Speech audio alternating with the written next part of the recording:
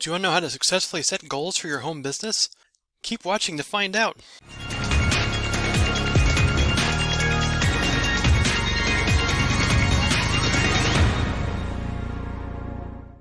Now before we get started, make sure you like this video, share this video, subscribe and click that bell icon so every time I bring out a new video, you'll be notified right away. This way you'll be updated with the latest information so you don't miss a beat. Hello everybody, it's Chip Hind with HindeSights. Have you ever made plans for your home business and they just haven't turned out as well as you thought they would? Or possibly maybe even something you had planned for was short-sighted and you just didn't get the traction you thought you were going to get? Success with businesses all are about setting goals and achieving those goals. So I'm going to go over some key points about how to do that. First thing I need to tell you about setting goals for your business, especially if you're first starting out, is that you have to think in terms of baby steps, small steps. You're not going to go from starting a business to being a multimillionaire overnight. You're going to have small steps to go along the way to get there.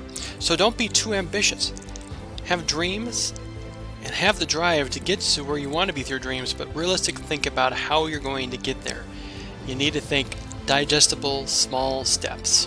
One thing that I always think about is starting with maybe where you want to be in a year, maybe in 5 years, and then map out how do you get there? What are the steps that I need to take to get to that point?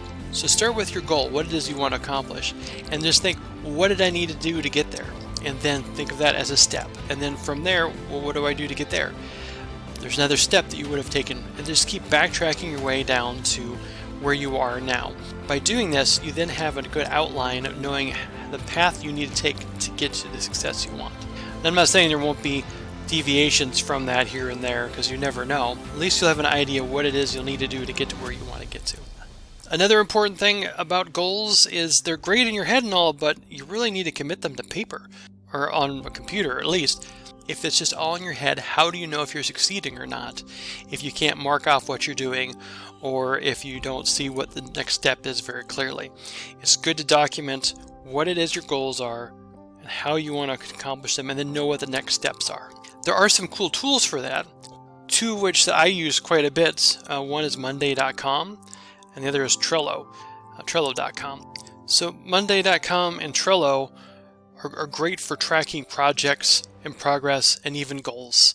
To show you what I mean, I'm going to go to Monday.com. So I'm not going to open my account or anything, but it's Monday.com. It's free to join. There's paid accounts, but basically you got checklists. There's tons of templates. There's different ways to track things. You can assign projects and workflows. It's a good way to check things off. There's also built-in automations. You can have set up to send reminders, emails. You can even use it for marketing. There's all sorts of cool features in Monday.com. So I recommend checking it out because it is really a great way to keep track of things. Plus it integrates with tons of different applications. So Trello is another one I wanted to show you. It's really cool. It's basically a bunch of boards that keep track of different information. It's really great for saving information and sites. I've found almost infinite uses for this. Different projects assign different tasks. Basically, it's a wonderful to-do list.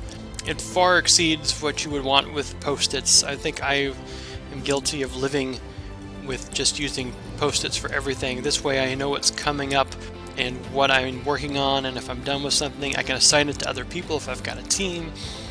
It's a great way to track things. You can integrate email. It is a wonderful tool. So Trello.com, that's the other tool that I wanted to let you know about as far as organization. Now the next thing about writing goals for your business might not seem like such a big deal, but it really is, and that is celebrating your accomplishments. Reaching a goal is a big deal, whether it be small or large, and to keep that drive up, you need to reward yourself somehow. Don't know what it is, if it's a nice dinner out, if it's buying a toy of some kind, collectible, or taking a day off, whatever it is, celebrate your accomplishments. And then here's the nitty-gritty. We need to talk about setbacks.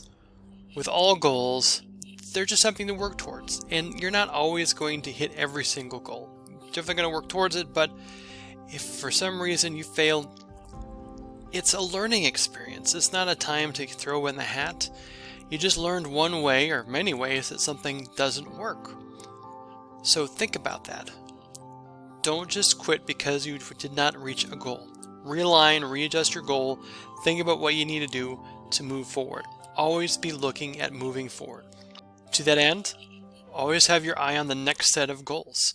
So looking at a larger time scale of years, and maybe where you want to be is 3 years from now, having so much money or having completed these projects or have a certain amount of revenue, have X number of customers.